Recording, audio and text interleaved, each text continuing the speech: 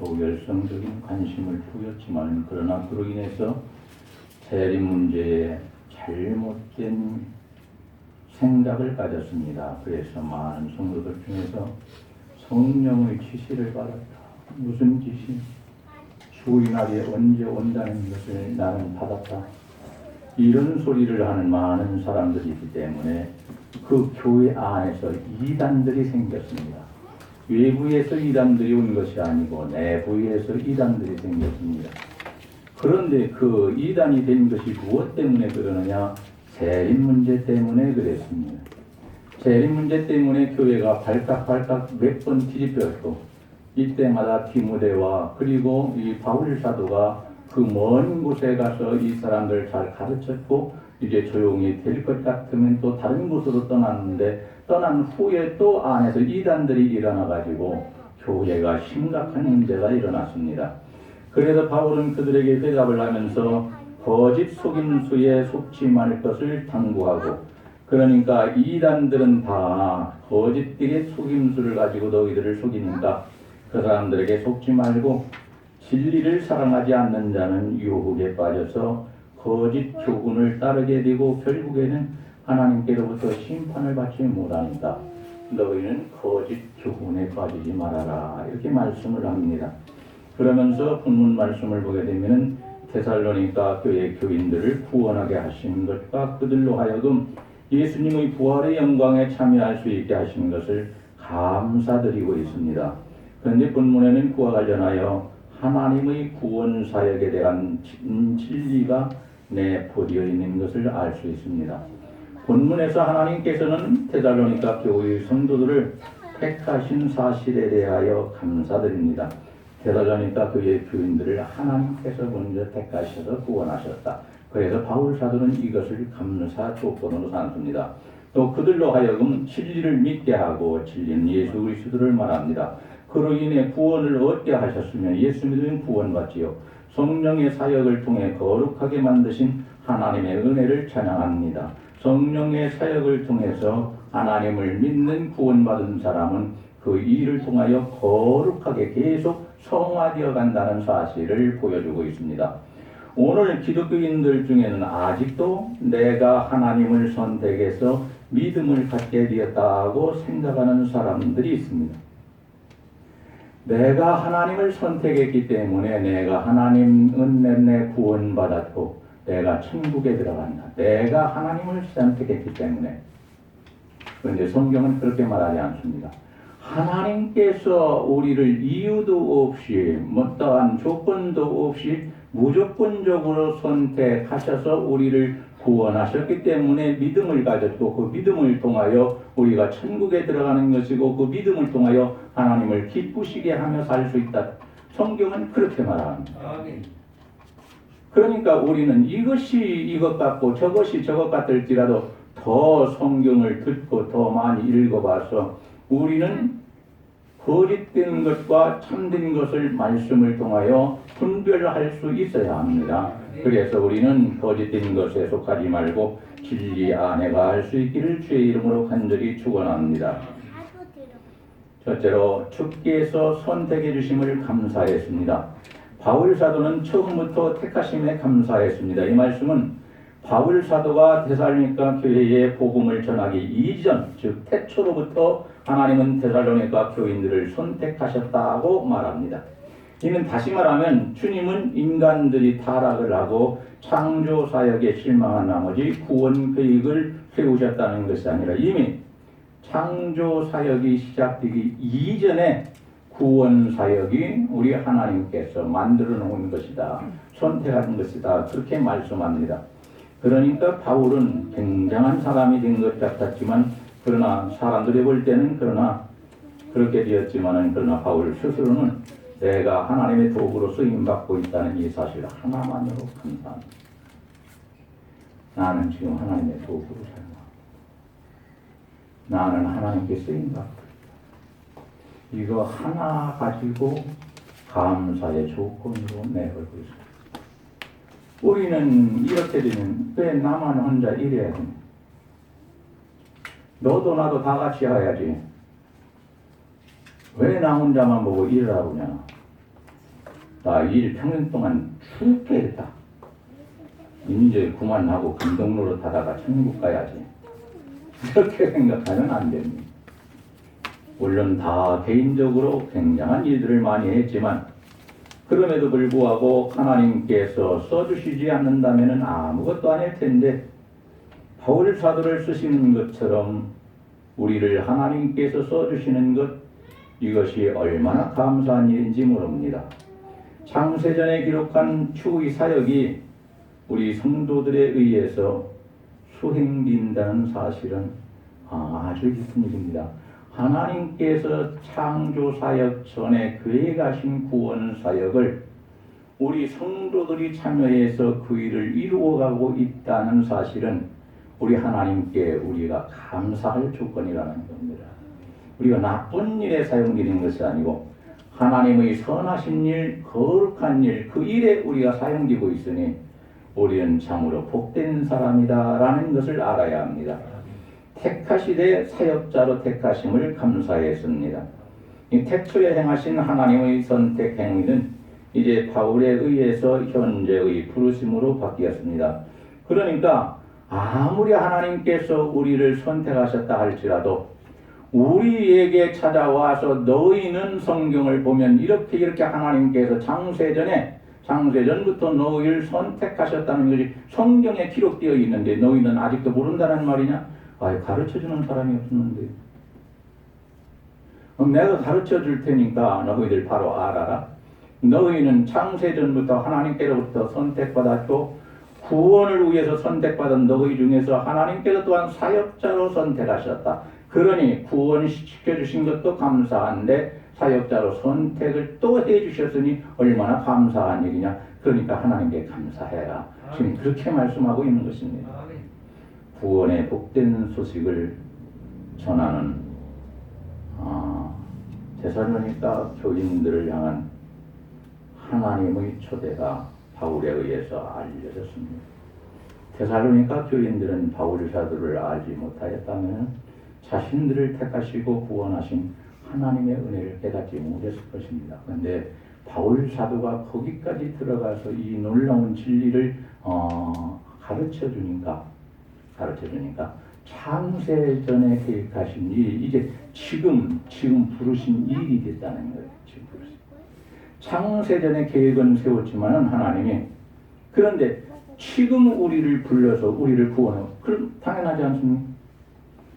우리가 태어나기 전에 우리를 구원해서 하나님께서 이리저리 사용하신 것이 아니고 우리가 태어난 후에 얼마쯤 성장해서 하나님께서 우리를 선택하셨고 그리고 하나님의 선택으로 인해서 구원받았고 하나님의 구원으로 인하여 우리가 새롭게 되었으니까 우리는 항상 감사하되 무엇을 감사해야 되느냐? 구원받은 것도 감사해야 되지만은 구원의 복된 소식을 전하는 사역자로서 부름을 받은 것은 더 큰 감사의 조건이다. 온 성도들이 전도하는 것을 가벼운 것으로 여기면 안 됩니다. 바울 사도가 지금 사역자로서 전도하는 사역자로서 이렇게 감사하고 있지 않습니까? 성경에 기록하면. 그런데 우리가 바울만 합니까? 바울은 바리새인, 완전 히브리인 중에 히브리인. 그러니까 아브라함의 후손인, 섞인 것이 없어. 그 사람은 율법에 능통한 사람입니다. 이스라엘 나라의 최고 권위 있는 스승으로부터 가말리엘 스승으로부터 사사를 받은 대단한 사람입니다. 그런 사람이 몇 명 되지 않습니다. 이러한 사람인데도 불구하고 우리 하나님께서 자기를 써주신다는 것에 대해서 날마다 감사하고 있습니다. 오늘 우리는 우리를 예배드리는 데 사용하시고 기도하는 데 사용하시고 또 말씀을 듣는 데 사용하시고 하여튼 교회에 오면은 엄청나게 많이 이리저리 우리가 정신없이 사용될 때 어렵다고 불평하는 사람이 되지 말고 나를 정신없이 써주셔서 고맙다고 그렇게 하나님께 바울처럼 감사할 수 있기를 축원합니다. 두 번째로 성령께서 거룩하게 하심도 감사했습니다. 바울은 선택해 주시는 주의 은총에 감사했고, 이제 바울은 두 번째로 성령의 거룩하게 하심을 감사했습니다. 우선 중요한 것은 성화 사역의 주체가 성령이라는 사실입니다. 우리를 죄에서 구원하시는 주체가 예수 그리스도인 것처럼 우리가 구원받은 이후로 주님을 닮아가는 성화의 사역의 주체가 성령께서 하시는 일이라는 거예요. 그러니까 성령께서 무엇을 시킬 때에 우리는 감사한 마음으로 순종해야 합니다. 그렇지 않고 왜 성부 하나님, 성자 하나님, 성령 하나님, 왜 세 분 하나님을 섬겨야 되고, 왜 이분을 기쁘게 해야 되죠? 저분을 기쁘게 해야 되고, 이분 저분 아닙니다. 삼위일체 하나님을 기쁘시게 하는 거예요.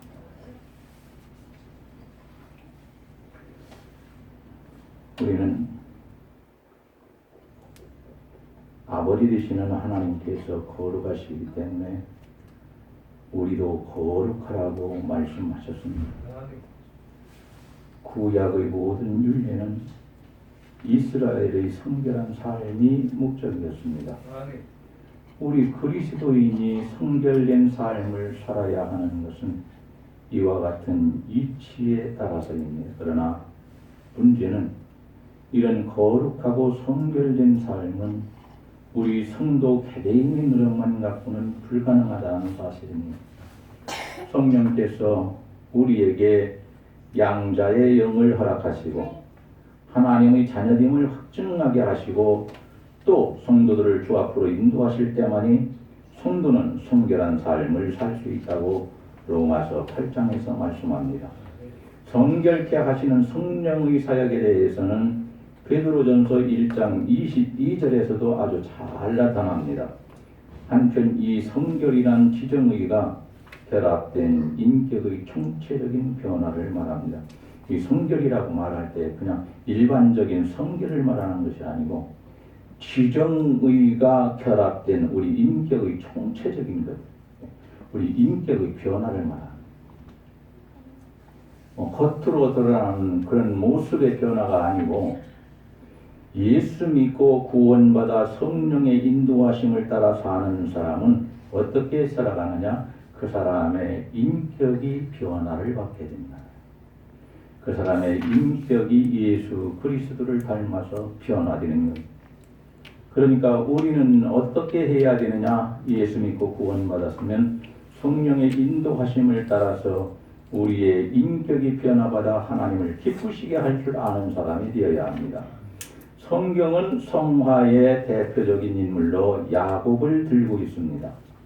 젊은 시절에 형제와 친구들을 속이고 가진 권모술수로다가 개인의 이익만을 추구했던 야곱이 노년에 이르러서는 절대 그렇게 하지 않습니다.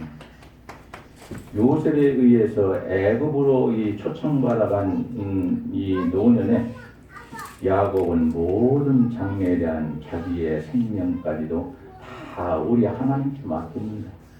그리고 우리 하나님께서 나를 인도하신다라는 믿음을 가지고 하나님을 의지하고 살아갑니다.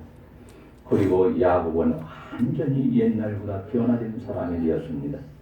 변화된 것은 성화되어 가는 자의 좋은 모본이 된다고 말씀하고 있습니다. 여러분, 우리는 변화되어야 아직도 변화가 되지 않았다면 우리는 참 불가능하다고 말할 수 있습니다. 혹은 대단하다라고 말할 수 있습니다. 변화되어야 저도 변화되고 여러분도 변화되고 우리 다 같이 주 안에서 변화될 수 있기를 원합니다. 하나님 앞에 자신의 모든 것을 맡긴 자만이 성령의 인도하심을 받고 거룩한 처소를 위해서, 거룩한 처소는 천국을 말합니다. 천국을 향해서 한 걸음 한 걸음 걸어간다고 말합니다. 세 번째로 진리를 믿음으로 얻게 하심을 감사했습니다. 사실 선택이나 구원이나 그 내용은 동일합니다. 복잡하게 얘기할 것 없이 선택이 구원에 대한 약속이라면 구원은 선택의 결과다, 이렇게 말할 수 있습니다. 하나님께서 나를 선택해 주신 것은 장래에 나를 구원해 주시겠다는 약속입니다. 그런데 이 약속대로 우리 하나님께서는 때가 돼서 예수 믿고 나를 구원받게 하셨습니다. 이것은 하나님께서 선택하신 결과입니다. 우리가 잘해서 구원받은 것은 아닙니다.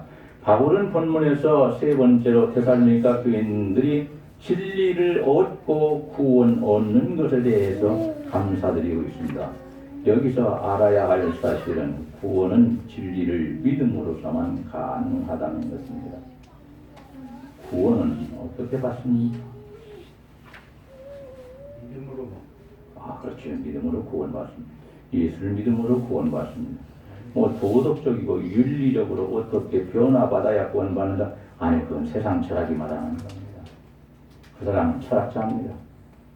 목사가 아닙니다. 여러분이 그렇게 말한다 해도 여러분은 철학자가 되는 것입니다.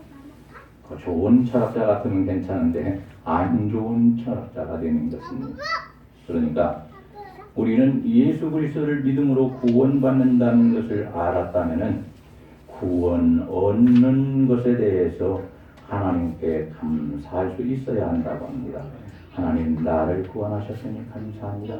여기서 끝나는 것이 아니라 바울 사도가 이렇게 말합니다. 데살로니가 교회 교인들을 구원해 주신 하나님 감사합니다.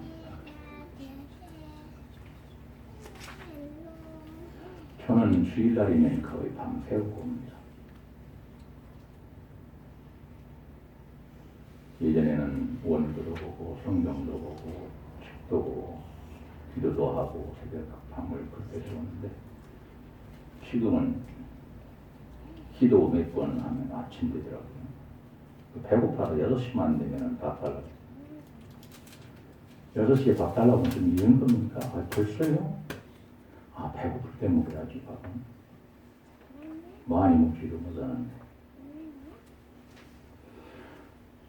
근데 새벽마다 며칠씩 기도하고 나면은 딸이 번하게 밝습니다.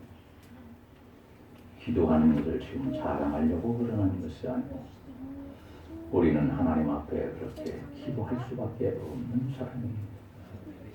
더군다나 사도였던 바울 사도가 데살로니가 교인들을 위해서 기도했던 것을 저는 우리 대방교회 성도들을 위해서 기도하는 것이 마땅합니다. 우리 교인들을 저희가 사랑하지 못한다면 보이지 않는 하나님을 사랑할 수가 없습니다. 그러니 먼저 보이는 눈에 보이는 교인들을 사랑하고 두 번째로 보이지 않는 하나님을 사랑할 수 있어야 합니다. 우리 모두는 서로가 사랑하고 하나님을 사랑할 수 있기를 주의 이름으로 간절히 축원합니다. 아멘. 예수가 그리스도이심을 믿을 때만이 구원은 가능합니다. 많은 사람들이 진리를 단순히 윤리적인 측면에서 선한 행실이나 도덕적인 삶 정도로 오해하고 착각하고 그렇게 살면 구원 얻는 것이라고 썩은 통할줄을 붙잡고서 나가 평생 살다가 마지막에 그거 붙잡고 천국 갈 줄 아는데 천국이 아니라 지옥으로 떨어져 버리고 맙니다. 불행한 일입니다. 또 어떤 사람들은 복음의 진리의 실상을 잘못되게 파악해서 영원히 구원받지 못할 자리로 나아가서 지옥에 떨어지는 사람도 있습니다. 어떻게 구원받느냐를 알아야 되는데 엉뚱하게 믿는 사람도 있습니다. 믿음에 열심은 있는데 신앙에 열심은 있는데 엉뚱하게 잘못 믿는 거예요. 이런 사람들은 천국에 들어가지 못하고 지옥으로 떨어져 버리고 만다는 것을 알아야 합니다. 참 진리는 그리스도이신 예수밖에 없습니다. 예수 한 분뿐임을 명심해야 합니다. 이 사도행전 4장을 보면 하나님께서는 천하 인간에게 그리스도 이외의 구원받을 이름을 주시지 않았다고 말씀한 예수의 이름만 주었지 하나님께서 다른 사람까지도 다른 분까지도 믿어야 구원받는다 이렇게 말씀하지 않았다는 거예요. 예수만 구원자로 줬다는 거예요. 예수만. 그런데 우리가 그 예수를 믿으니 얼마나 감사합니까? 우리가 지혜로워서 그런 것이 아니고 하나님의 은혜가 우리를 믿을 곳으로 이렇게 데리고 온 겁니다. 인도해 온 겁니다. 바울이 데살로니가 교회를 향해서 감사의 조건들은 오늘날 우리 성도들이 주님을 향해 감사해야 할 감사의 조건들입니다. 우리 주님이 선택하시고 우리를 거룩하게 하시고 구원하신 역사를 생각한다면 우리는 그저 범사에 감사할 것밖에 없습니다. 다른 것이 없습니다. 나를 위해서 십자가에 못 박혀 죽으시고 그 일로 인하여 내 모든 죄를 짊어지시고 십자가 위에서 속죄물이 되셔서 해결하신 우리 주님을 바라본다면 감사 조건분이 더 있겠습니까? 부족한 거야 많이 있겠죠. 이것도 부족하고 저것도 부족하고. 그런데 구원이 내가 받지 못했다면 다른 거 다 덩쳐도 나는 영원히 불행한 사람이에요. 그런데 다른 거 다 부족해도 내가 예수 믿고 구원받았다면 나는 참으로 영원히 복받은 사람입니다. 우리는 그것을 알아야 합니다. 말씀을 맺어야 되겠습니다. 사람이 살면서 원망하기로 작정을 하면 하나님을 향해서나 사람을 향해서나 원망할 조건이 날마다 한 개씩은 더 생기게 된답니다. 여러분 원망하지 마시기 바랍니다. 속상해도 원망하게 되면 또 생기고 또 생기고 할 것이 또 생기고 그런다는 게 이게 가지치고 가지가 또 가지치고 열매 맺고 또 가지치고 또 옆에서 또 뿌리가 나고 난리 친다는 거예요. 이게. 그런데 내가 살면서 하나님 앞에 감사하면서 살고 싶은 사람은 감사할 일이 하루에도 몇 개씩이나 생긴답니다. 이것도 감사, 교회 온 것도 감사, 찬양하는 것도 감사, 말씀 듣는 것도 감사, 성경 읽는 것도 감사. 제가 이렇게 하니까 80 노인네 같지요. 예? 엄청나게 늙어 보이지 않습니까? 택시를 타면 할아버지들이 그래요. 어르신 연세가 어떻게 되십니까? 아니 애들 보고 어르신이라고요. 연세가 어떻게 70번 됐는데 왜 어르신이라고? 어르신은 연세가 어떻게 되시나요? 88세 같은 개인 택시를 타는 게 아니고 회사 택시를 운전하더라고요. 88세예요.